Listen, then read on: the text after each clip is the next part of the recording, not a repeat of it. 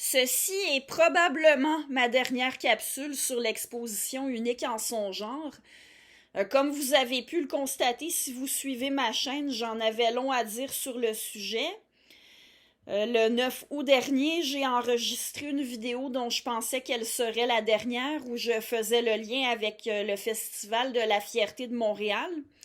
Mais depuis, on m'a demandé d'écrire un article sur l'exposition pour le prochain numéro du Québec sceptique et ça m'a donné l'occasion de regarder à nouveau toutes les photos que j'avais prises de l'exposition, d'analyser à nouveau le contenu. Bon, c'est à ce moment-là que j'ai fait ressortir les problèmes avec les définitions proposées de la notion d'identité de genre, dont j'ai parlé dans mon avant-dernière vidéo. Et ça m'a aussi donné l'occasion de réécouter la vidéo d'introduction de Philly Drouin. Bon, je l'avais enregistrée avec mon cellulaire. J'ai bien fait de penser à ça. Ça m'a évité de devoir retourner une autre fois au musée pour la réentendre. Et par ailleurs, ce projet d'écriture-là m'a amené à m'intéresser à un autre élément problématique de l'exposition, c'est-à-dire la composition du comité scientifique qui s'en est occupé. Ce n'est pas un comité scientifique, c'est un comité de militants. Et la même chose pour le comité de consultation, où on retrouve notamment Léo Bain, Freya Daguerre et Michael Blais, et sans oublier que c'est Philly Drouin qui s'est occupé de la rédaction. Alors, Drouin, j'en ai déjà parlé pas mal. Je vais ajouter ici qu'elle est directrice de Divergenre, un organisme qui se présente comme un organisme communautaire féministe intersectionnel par et pour les personnes trans, binaires et non-binaires. Alors, on voit très bien que c'est quelqu'un qui a des orientations sociopolitiques claires. Et d'emblée, on pourrait se demander quelle expertise on doit reconnaître à Drouin, lui permettant de concevoir une exposition censée apporter des faits historiques, des données scientifiques, de l'information objective. En s'informant à son sujet, on constate que ses activités, y compris celles qui sont présentées comme des recherches, sont orientées sur le plan sociopolitique.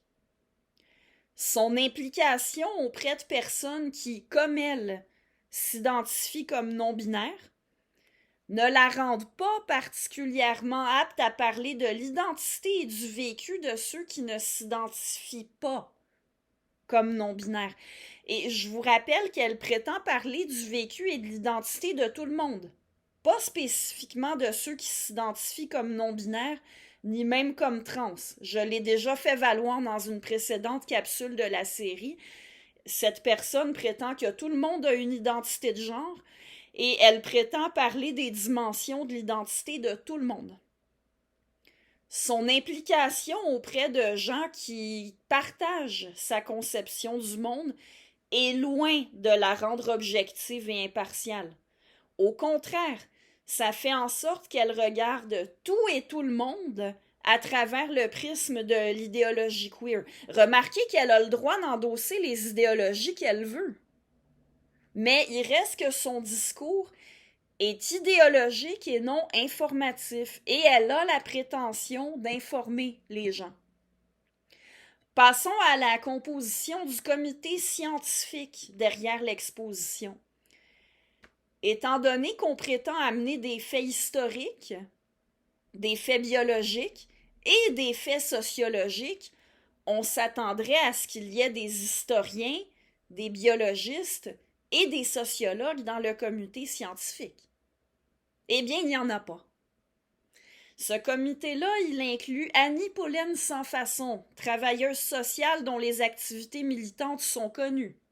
On l'a d'ailleurs entendu beaucoup dernièrement dans les médias, notamment en discussion avec Jean-François Lisée sur la question de l'enseignement de la théorie du genre à l'école. Dans cette discussion-là, elle a semblé incapable de faire autre chose que régurgiter un discours appris par cœur. Lisée relevait, document à l'appui, qu'à l'école, on présente le sexe comme assigné, et comme un spectre, alors qu'il ne l'est pas. Et il relevait aussi qu'on ne présente jamais sous un jour positif l'hétérosexualité, ni le fait d'être un garçon masculin ou une fille féminine. Et Pauline Sans Façon se contentait de lui répéter qu'il faut enseigner aux enfants qu'ils ne sont pas obligés de correspondre aux stéréotypes, même si Lisée se tuait à dire que sur ce point-là, il est d'accord.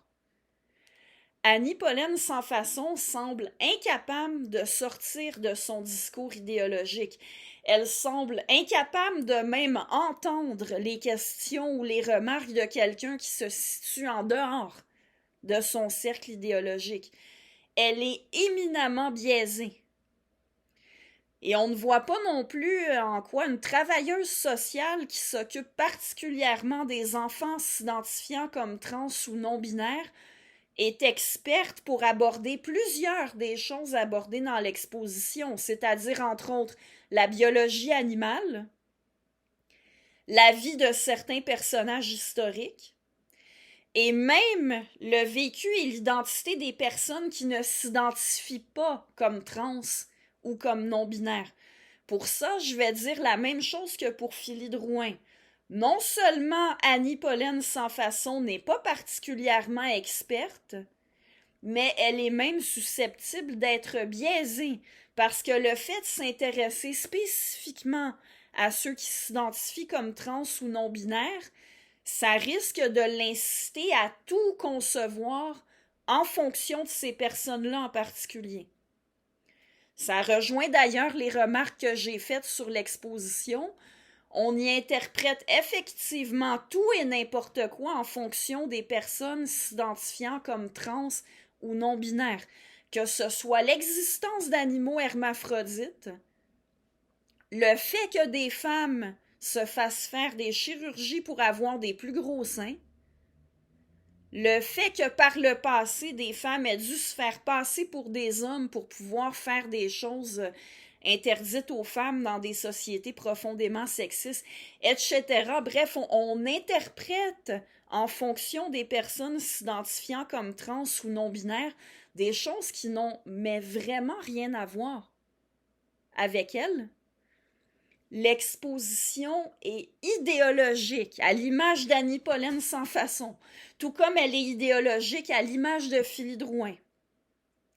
Et dernière remarque sur Annie Pauline Sans Façon, dans une vidéo de l'exposition, on l'entend dire qu'il faudrait enlever la référence au sexe des documents officiels.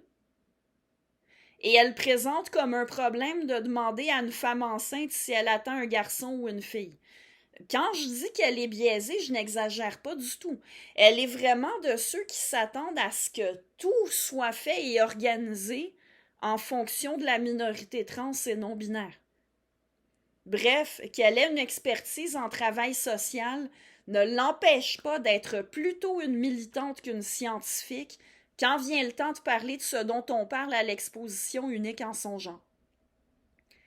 Par ailleurs, le comité scientifique se compose d'autres personnes susceptibles de partager les mêmes orientations sociopolitiques et les mêmes biais que Philly Drouin et Annie Pauline Sans Façon, c'est-à-dire Gabriel James Galantino, directeur général du Conseil québécois LGBT, Elisabeth Diane Labelle, présentée dans l'exposition comme conseillère en éducation sur les Premières Nations et qui s'identifie elle-même comme bispirituelle.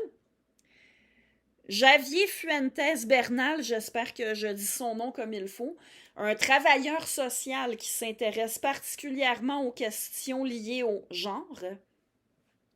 Karine Geoffrion, professeure en anthropologie, dont les travaux révèlent les mêmes orientations sociopolitiques que pour les autres membres du comité.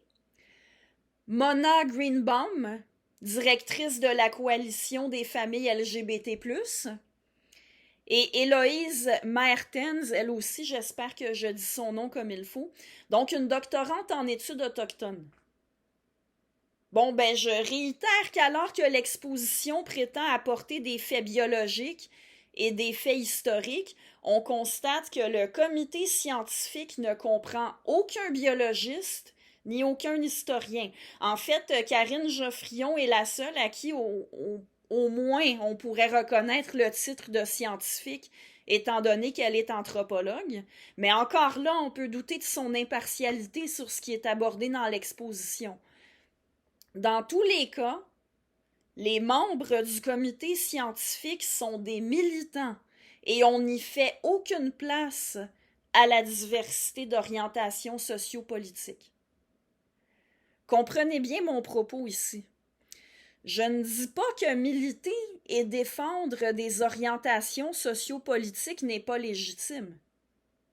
Ce qui n'est pas légitime, par contre, c'est de présenter un discours comme informatif et même scientifique, alors qu'en réalité, ce discours-là relève du militantisme et de la promotion d'une idéologie.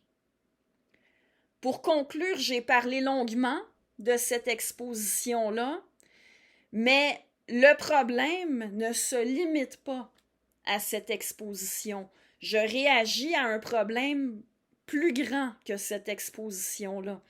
L'idéologie queer est poussée un peu partout. On le voit notamment avec la façon dont l'éducation à la sexualité semble conçue dans les écoles. Jean-François Lisée l'a relevé lui aussi et il n'est pas le seul.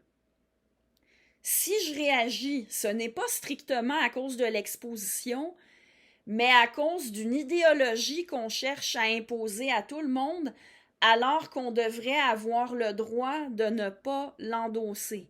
Et j'insiste, on peut tout à fait être pour les droits de tous les humains, y compris les homosexuels, bisexuels, trans, les gens qui s'identifient comme non-binaires. On peut être pour les droits de tous les humains sans endosser l'idéologie queer.